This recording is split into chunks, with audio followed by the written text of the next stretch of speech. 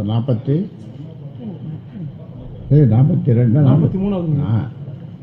43 வியாழக்கிழமை நாம் சந்திக்கிறோம். கேக்குதா?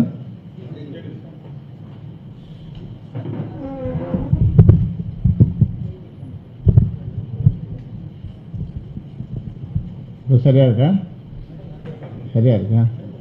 சரி. இந்த 43வது சந்திப்பு வழக்கம் போல் ஊடக நண்பர்களை தைலாவரம் தோட்டம் வரவேற்பதோடு அதில் வாழ்கின்ற நான் உங்களை பாசத்தோடு வரவேற்கிறேன்.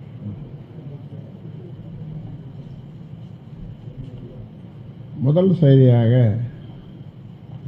வன்னியர் சங்கம் சார்பில் பூம்புகாரில் பிரம்மாண்டமாக சுமார் 5 லட்சம் மகளிர் கூடும் வகையில் ஏற்பாடுகள் நடந்து கொண்டிருக்கிறது.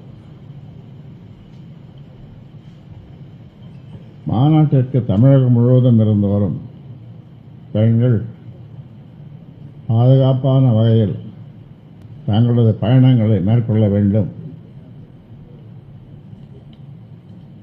ஊடக நண்பர்கள் இந்த மாநாட்டில் கலந்து கொள்ள வேண்டும் என்று வன்னியர் சங்கம் சார்பாக, பாட்டாளி மக்கள் கட்சியின் சார்பாக உங்களுக்கு ஊடக நண்பர்களுக்கு, அனைத்து ஊடக நண்பர்களுக்கும் நான் அழைப்பு விடுக்கிறேன். அவசியம், கட்டாயம் நீங்கள் வர வேண்டும் என்று உங்களை அன்போடு கேட்டுக்கொள்வதில்லை.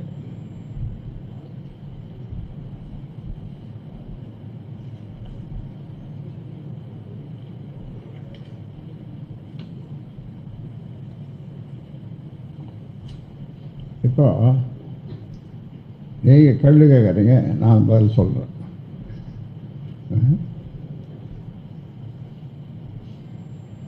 யார் கேள்வி கேட்கறது?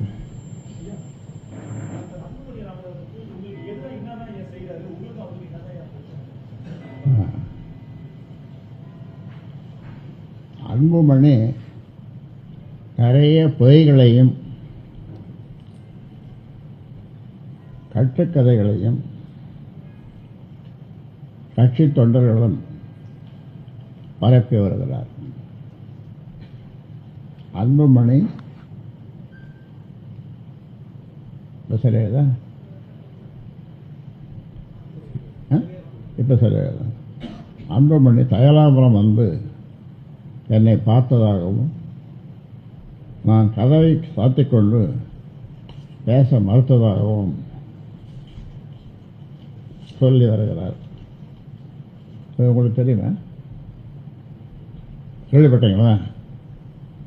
கேள்விப்பட்டீங்களா? இல்லையா? நான் ஏன் பேச மறுக்கப் போகிறேன்? நான்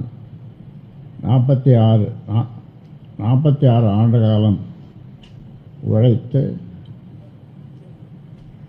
காப்பாற்றி வைத்துள்ள கட்சியை அன்புமணியிடம் கொடுத்து விட வேண்டும்.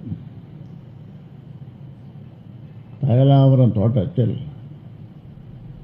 நான் கேட்டு வாசப்படி வாயை மூடிக்கொண்டு யாரையும் சந்திக்கவோ பேசவோ கூடாது என்ற கட்டளையை நான் ஏற்றுக்கொள்ள வேண்டும் என்று என்னிடம்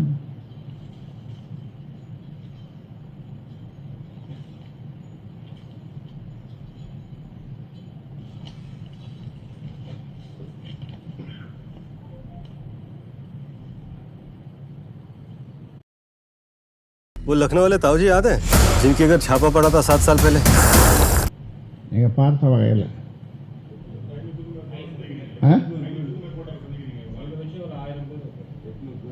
ஒரு 1000 பேர் இல்லை, குறைந்தபட்சம் ஒரு 100 பேர்ல இருந்து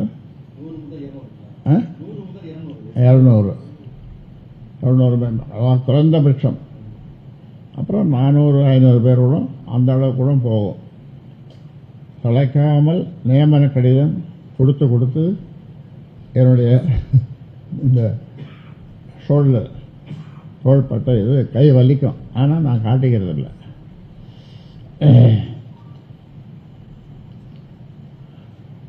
அன்புமணி சார்பாக, அதாவது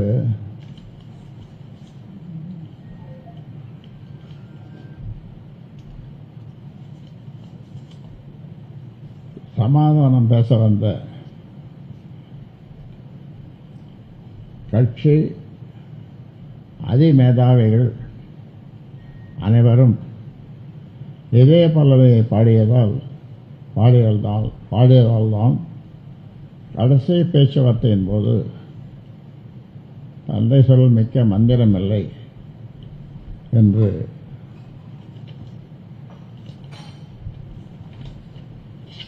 சொல்லி, தந்தை சொல் மிக்க மந்திரமில்லை என்று சொல்லி அனுப்பி வைத்தேன். அதன் பிறகு அன்புமணி அவருடைய அம்மாவை மட்டும் பார்த்துவிட்டு என்னிடம் எதுவுமே பேசாமல் சென்று விடுவார். நான் பேச்சுவார்த்தைக்கு முன் வரவில்லை என்று கட்சிக்காரர்கள் மத்தியில் பொய் மூட்டையை அவிழ்த்து விட்டுக் கொண்டிருக்கிறார்.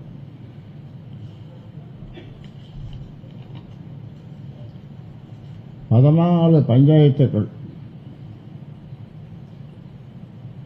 14 பஞ்சாயத்துகள் யாருன்னா, நான் 34 அமைப்புகளை உருவாக்கி வைத்திருக்கேன். கட்சிக்கு துணை அமைப்புகள்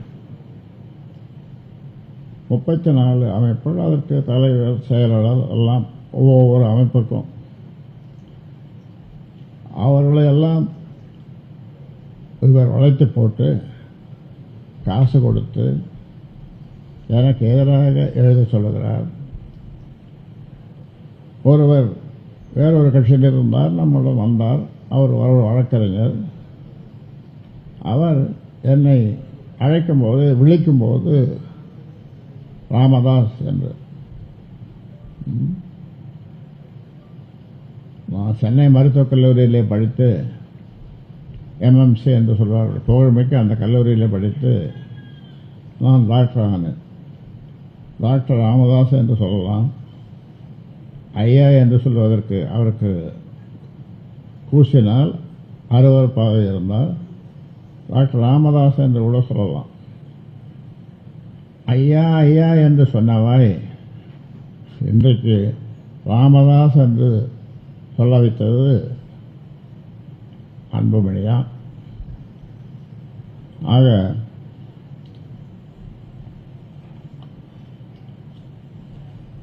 50% வரி